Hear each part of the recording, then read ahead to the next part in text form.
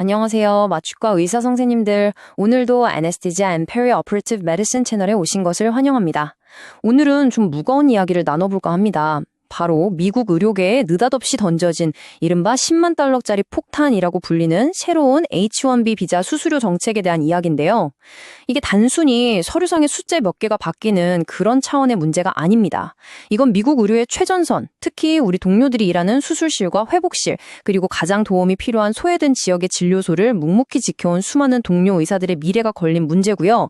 더 나아가서는 수많은 환자들의 생명과 직결된 아주 중대한 위기라고 할 수 있습니다. 그래서 오늘 이 시간에는요, 이 문제를 총 5단계로 나누어서 아주 깊숙이 파고 들어보려고 합니다.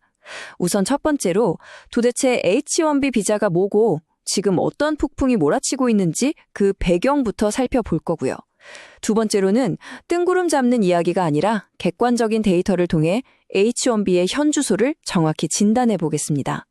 그리고 세 번째, 이 데이터를 바탕으로 외국인 동료 의사들이 미국 의료 시스템에 보이지 않는 곳에서 얼마나 중요한 역할을 해왔는지 그 숨은 기둥의 의미를 알아볼 겁니다. 네 번째로는 이번 정책이 과연 어떤 나비 효과를 불러올지 그 파급 효과를 분석하고요. 마지막으로 이 위기를 극복할 현실적인 대안은 없는지 함께 고민하면서 마무리하도록 하겠습니다. 네, 그럼 첫 번째 파트부터 바로 시작하겠습니다. H-1B 비자란 정확히 무엇이고 최근 어떤 갑작스러운 변화가 미국 의료계 전체를 이렇게 긴장시키고 있는지 그 배경부터 차근차근 자세히 들여다보겠습니다. 자, 한번 상상해 보시죠. 미국의 광활한 대지 어딘가에 있는 작고 외딴 시골 마을. 그곳 주민들의 건강을 책임지는 유일한 의사 선생님은 과연 누구일까요? 이 질문이 사실 오늘 우리가 마주한 위기의 심장부를 정확히 꿰뚫고 있습니다. 놀랍게도 그 대답은 미국 의대를 졸업한 백인 의사가 아닐 가능성이 아주 높습니다. 왜냐하면 대도시의 편안한 삶을 뒤로하고 가장 소외된 곳에서 의료의 등불을 밝히는 그 의사들, 그분들의 상당수가 바로 바다 건너온 외국 출신 의사들이기 때문입니다. 그리고 바로 그 외국인 의사들이 미국 땅에서 합법적으로 환자를 돌볼 수 있게 해주는 가장 중요한 열쇠가 바로 이 H-1B 비자입니다. 미국 이민국 USCIS의 공식적인 정의에 따르면 이 비자는 전문직, 영어로는 Specialty Occupation에 종사하는 사람들을 위한 건데요. 말이 좀 어렵죠? 쉽게 말해서 의사처럼 특정 분야의 학사 학위 이상을 요구하는 고도로 숙련된 전문 인재들을 위한 특별 통로라고 보시면 됩니다. 엔지니어, 학자, 그리고 바로 우리 의사들이 여기에 해당되는 거죠. 이 H-1B 제도는 꽤 오래됐습니다. 1990년에 처음 만들어졌으니까요. 그러다가 전 세계적으로 IT 버블이 일었던 1998년에는 기술 인력이 부족해지니까 연간 쿼터를 무려 19만 5천 개까지 늘리기도 했었고요. 그 후 2004년부터는 6만 5천 개 수준으로 다시 줄어서 지금까지 쭉 유지되어 왔습니다. 이렇게 지난 30여 년간 미국의 전문 인력 수급에 있어서 거의 동맥과도 같은 역할을 해온 이 제도에 2025년 9월 그야말로 시스템 전체를 뒤흔들 만한 거대한 지진이 예고된 겁니다. 바로 이 슬라이드가 모든 논란의 시작이자 핵심입니다. 2025년 9월 19일 미국 행정부가 행정명령을 통해서 신규 H-1B 비자를 신청할 때 내는 수수료를요, 기존의 약 4,500달러에서 무려 10만 달러로 올린다고 발표했습니다. 10만 달러요? 단순 계산으로도 20배가 넘는? 이건 그야말로 천문학적인 인상폭이죠. 이걸 그냥 인상이라고 부를 수 있을까요? 사실상 거대한 장벽을 세운 겁니다. 이 결정 하나가 미국 내외의 모든 관련 업계, 특히 오늘 우리가 집중적으로 다룰 의료계에 엄청난 충격과 혼란을 가져왔습니다. 자, 그렇다면 이렇게 중요하고 또 논란의 중심에 선 H-1B 비자를 통해서 과연 어떤 전문 인력들이 미국으로 가고 있었을까요? 이 정책 변화가 미칠 영향을 제대로 이해하려면 먼저 그 현황부터 정확하게 파악해야겠죠. 2020 회계연도 데이터를 중심으로 H-1B 비자의 현 주소를 아주 자세하게 한번 뜯어보겠습니다. 이 차트를 한번 보시죠. 예상했던 대로죠. IT, 즉 컴퓨터 관련 직종이 65%로 압도적입니다. 거의 3분의 2를 차지하네요. 그럼 우리가 주목해야 할 의료 및 보건 분야는 어디쯤 있을까요? 척이 작은 조각 3.6%. 이걸 보고 에게 겨우 3.6%밖에 안 되네? 라고 생각하시면 정말 큰 오산입니다. 이 숫자에 절대 속으시면 안 돼요. 이 3.6%가 2020년 한 해에만 무려 15,192명의 의료 전문가를 의미하거든요. 한 명의 의사가 수백, 수천 명의 환자를 책임지는 현실을 생각해보면 이 숫자 하나하나가 바로 생명을 살리는 너무나도 소중한 인력이라는 걸 우리가 잊어서는 안 됩니다. 그 무게가 결코 가볍지 않습니다. 그럼 이분들은 주로 어느 나라에서 올까요? 출신 국가를 보면 인도가 74.1%로 정말 압도적이고요. 그 뒤를 중국이 잇고 있습니다.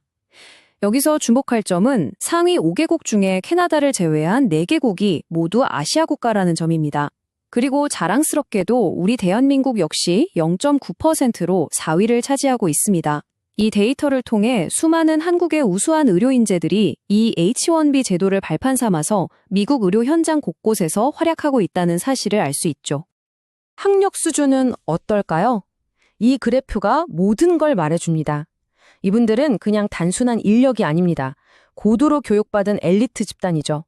석사학위 소지자가 40%, 그리고 우리 의사들이 포함되는 박사 및 전문학위 소지자가 18%, 이 둘을 합치면 거의 60%에 육박합니다.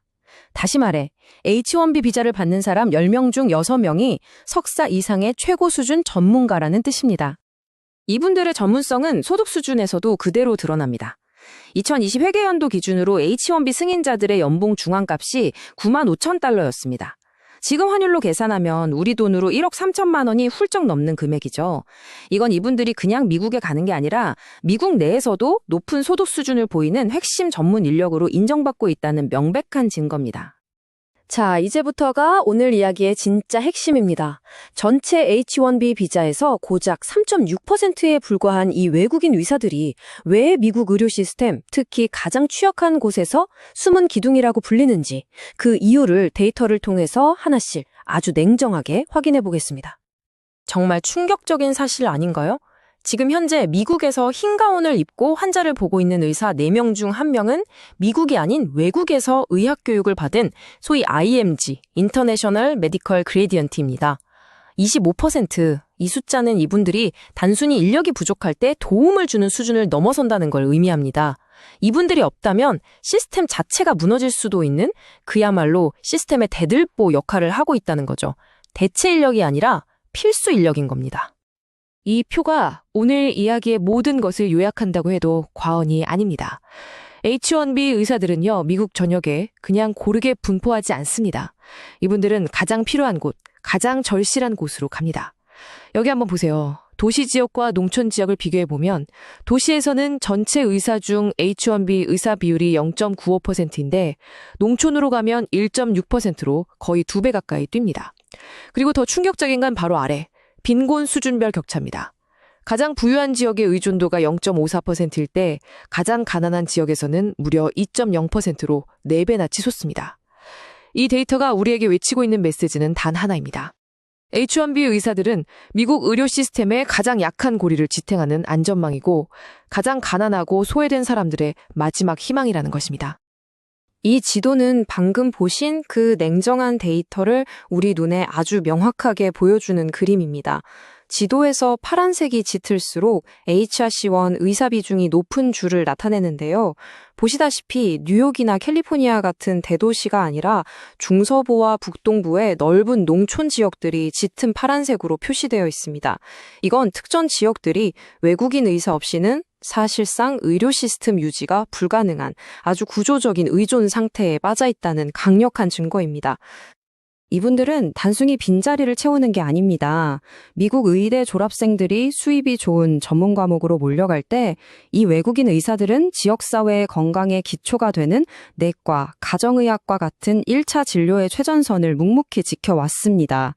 미국 가정의학과 의사 5명 중 1명이 IMG라는 사실이 이걸 증명하죠. 심지어 약 2,100만 명의 미국인들은 자기 동네 의사 절반 이상이 외국인 의사인 그런 지역에 살고 있습니다.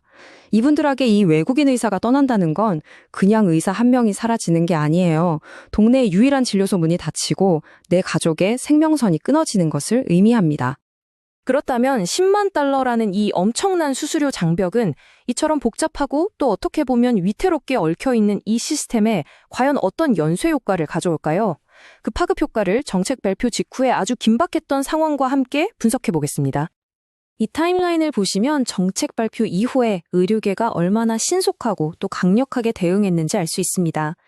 9월 19일에 정책이 발표되자마자 불과 엿새 만인 25일에 미국 의사협회 AMA를 필두로 무려 54개의 주요 의료단체들이 공동으로 의사에 대한 수수료는 면제해달라는 서한을 제출합니다. 나흘 뒤인 29일에는 미국 병원협회 AHA가 또 별도로 면제를 촉구했고요. 그리고 딱 한 달 뒤인 10월 29일에는 우리가 앞서 봤던 그 충격적인 데이터, H1B 의사의 지역별 의존도 연구 결과가 미국 의사협회전을 자마에 실리면서 이들의 주장을 아주 강력하게 뒷받침했습니다.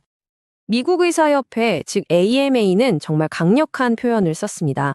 그냥 어렵게 만든다 정도가 아니라 질식시킨다, choke off는 단어를 썼어요. 이 조치가 단순히 비용을 늘리는 걸 넘어서 해외에서 우수한 의사들이 미국으로 들어오는 파이프라인 그 자체를 아예 막아버릴 수 있다는 거죠. 이건 미국 의료 시스템의 혈관 하나를 틀어막아 버리는 것과 같은 아주 심각한 위협이라는 의미입니다. 하버드 대학의 이람 알람 교수는 이 정책이 가져올 끔찍한 결과를 더욱 직설적으로 예측했습니다. 이 정책의 명분이 아마도 미국인 일자리 보호 같은 것이겠지만 실제 결과는 정반대일 거라고요.